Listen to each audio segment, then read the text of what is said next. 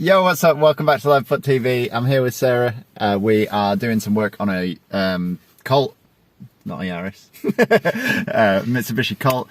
So the Colt has had a few issues since we bought it that we knew about. One of them being the clock, and it's been super annoying because basically it loses connection. It's almost like apparently the problem is there's something wrong with the solder, and I didn't fancy pulling it apart to try and solder it all up myself. So we managed to pick one up at the scrapyard, and we're gonna put it in today.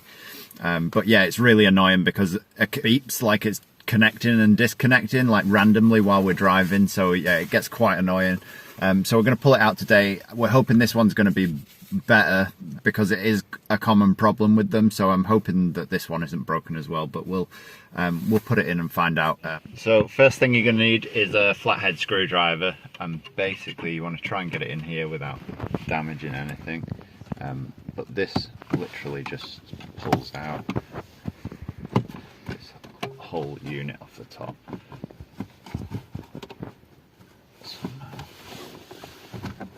There we go. So that comes out, and then there is just a wire under here. Don't know if you can see that. This one here, that is for your hazard light switch. That just unclips, and then that whole unit pops out. And then after that, you need a 20 Torx, I think. So then you need to take these bolts off here, so this one, and that basically takes this surround off. They are a 20 Torx, so you just take those out. Probably didn't need an extension this big, but I just picked up the first one I found.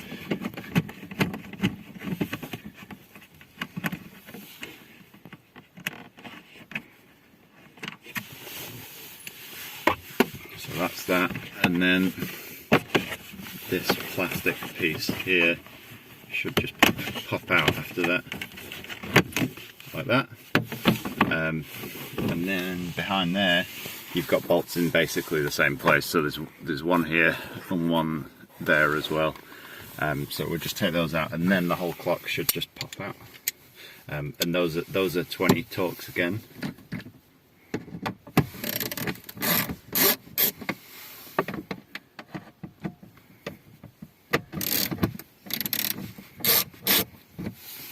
There we go, so that is the clock out with those two bolts off. It's a bit fiddly to get out.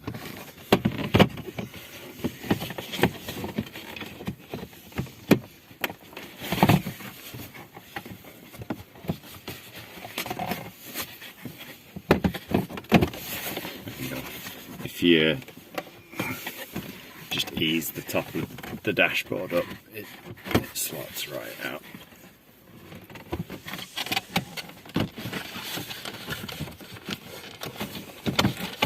There we go, so that's that. And then the same again, you've just got a wire in the back here. It's just a pushing clip again, so just push the tab in, try not to smash the windscreen. Okay, and then we've got the new one, just basically the same thing. Plug it back in.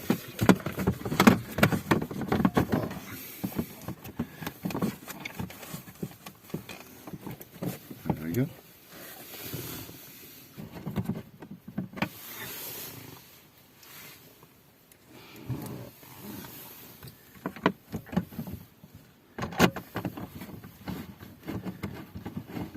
So you can't see very well in this light, but the clock is working now. But if you do want to adjust the brightness, you hold the top left button above the set button, you hold that down and then press the hour button at the same time, and that'll bring up the brightness adjustment. And then you can adjust the brightness by using the hours and the minutes button, so you can go up or down with the so it's all the way up now, and then you can go down with the brightness with the minutes as well. So yeah, that is how you adjust the brightness of it.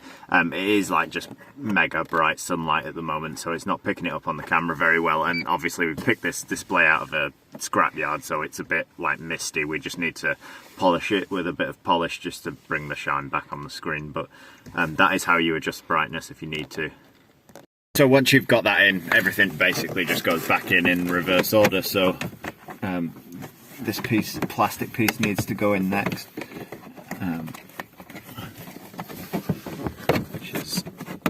easier said than done.